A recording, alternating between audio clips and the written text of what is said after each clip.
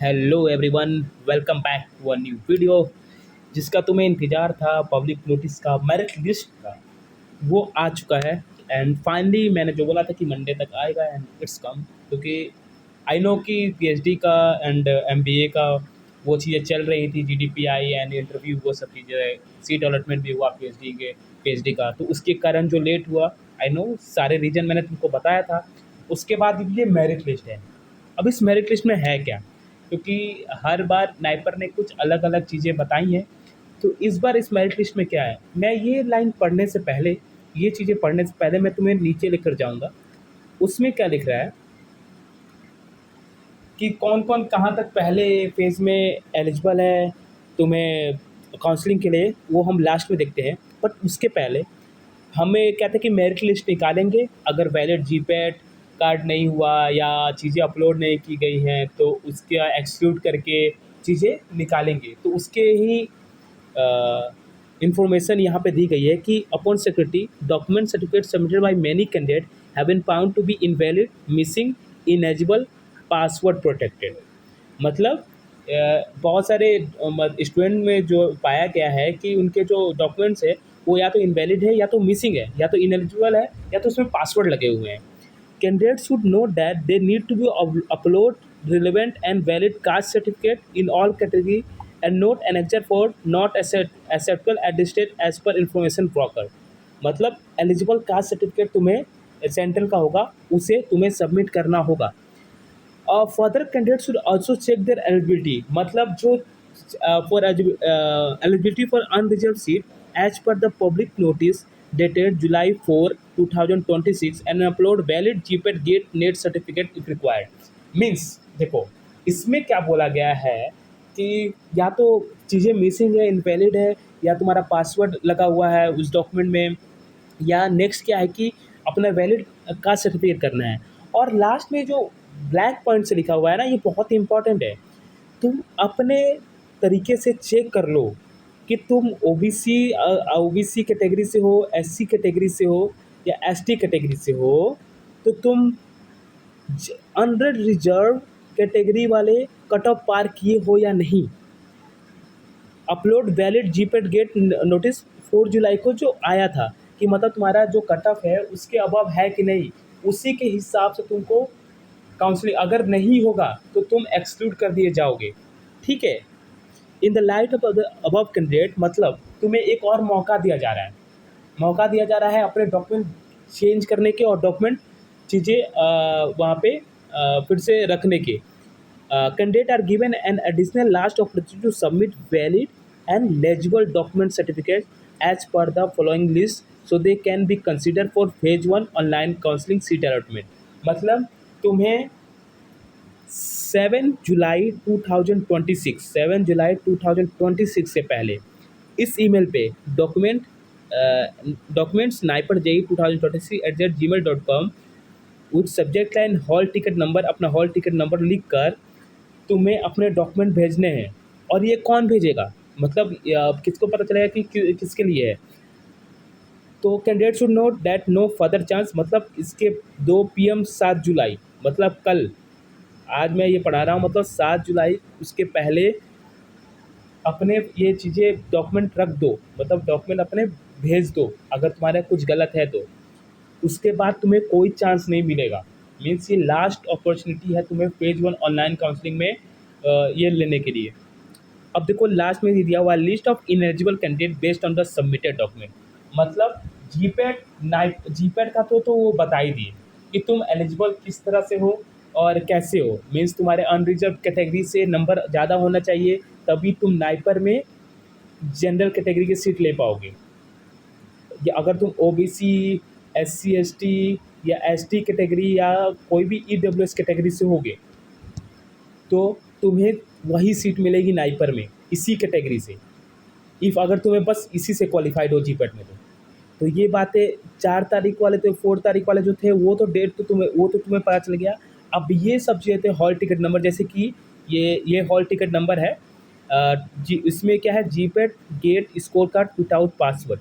Means ये चाहिए, submit ये चाहिए इनके जो ये सब हॉल टिकट नंबर है, उनको ये दिक्कत है उनके में। देखो ओबीसी एनसीएल वाले में, ओबीसी में ये दिक्कत है कि GATE score card without password change किए हुए हैं, वहाँ पे OBC NCL card certificate valid नहीं है, सेंट्रल का होना चाहिए। और यही सब चीज़ें हैं कि तुम देख पा रहे होगे इतने सारा जो लिस्ट आया हुआ है। You can go through official website and check out. अगर तुम्हारे में कोई प्रॉब्लम है तो तुम देख रहे हो कि बहुत बड़ी लिस्ट है जो नाइपर ने निकाला है। इससे फ़र्क पड़ेगा, इससे तुम्हारे काउंसलिंग में भी फ़र्क पड़ेगा। अगर कल तक ये सबमिट नहीं किया गया तो काउंसलिंग में भी पड़ेगा।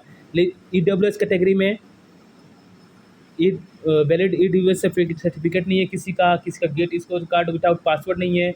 ये सब चीज़ें देख सकते हो। बहुत बड़ा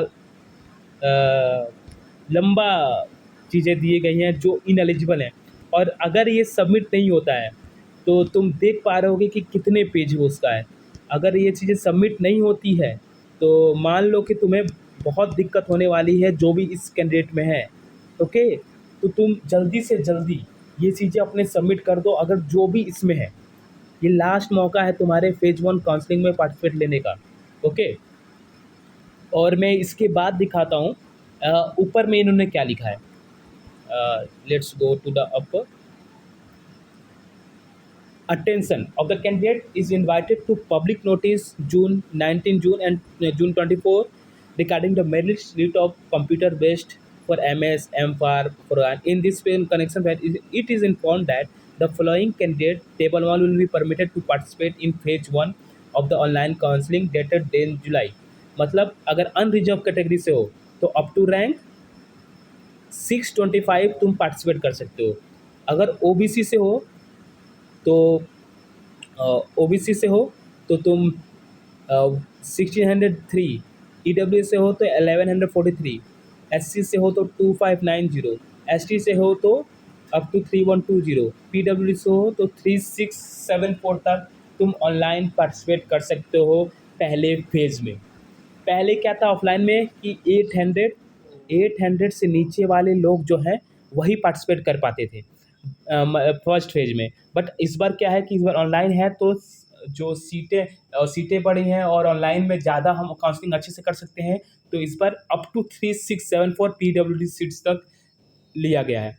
okay, upon secretary document certificate समय तो ये तुम्हें मैं बता ही दिया।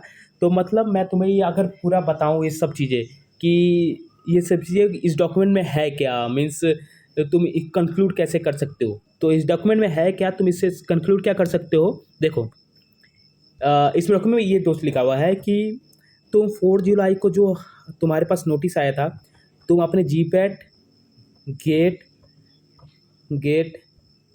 नेट और एनी फेलोशिप एग्ज़ाम को चेक कर लो कि तुम किस लिए एलिजिबल हो। तुम किस लिए ओबीसी से एलिजिबल हो, अनरिजर्व कैटेगरी से एलिजिबल नहीं हो, वो तुम्हारे ऊपर है। ठीक है, उससे अगर तुम्हारा नहीं होगा तुम जनरल कट ऑफ अपने आप ही तुम एक्सक्लूड हो जाओगे। ठीक है, वो एक तो वो कैटेगरी वो हो गया। और दूसरा है कि इन्होंने देखा कि बहुत लोगों का पासवर्ड इनवैलिड है, कास्ट सर्टिफिकेट इनवैलिड है, मिसिंग है कुछ चीज़ें, तो उनकी ये लिस्ट दे दी है मेरिट लिस्ट में कि ये लोग इनएलिजिबल है। अभी तक इन लोग इनएलिजिबल हैं कि अगर ये डॉक्यूमेंट जो है इनका सही नहीं है तो ये इन है। अगर ये लोग कल तक 7 जुलाई को वेट अ मिनट 7 जुलाई 2 PM तक अगर ये अपना डॉक्यूमेंट नहीं भेजते हैं they are ineligible for counselling, online counselling के लिए इनएलिजिबल हो जाएंगे। तो जिनका भी हॉल टिकट का नाम है, जिनका भी नाम है, just go through it and submit your document as soon as possible। अगर तुम्हें पार्टिसिपेट करना है काउंसलिंग में तो if you are not then तुम पार्टिसिपेट नहीं कर पाओगे फेज 1 में, उसका फेज 2 में क्या पता। तो लेट्स बी थिंक और अपने हिसाब से कर लो जल्दी से जल्दी। होपफुली तुम्हें ये अपडेट मिल गया होगा मैं कि ये मंडे को अपना आ गया है public notice, and go for it. अपने देखो, इस नोटिस को देखो एंड पढ़ो एंड काउंसलिंग के लिए तैयार हो जाओ अपने प्रेफरेंस के साथ। होपफुली तुम्हें ये वीडियो अच्छा लगा होगा एंड कीप वॉचिंग। इस वीडियो को देखो एंड लग जाओ अपने चीज़ों पे। Thank you so much for watching this video. Keep watching, bye bye.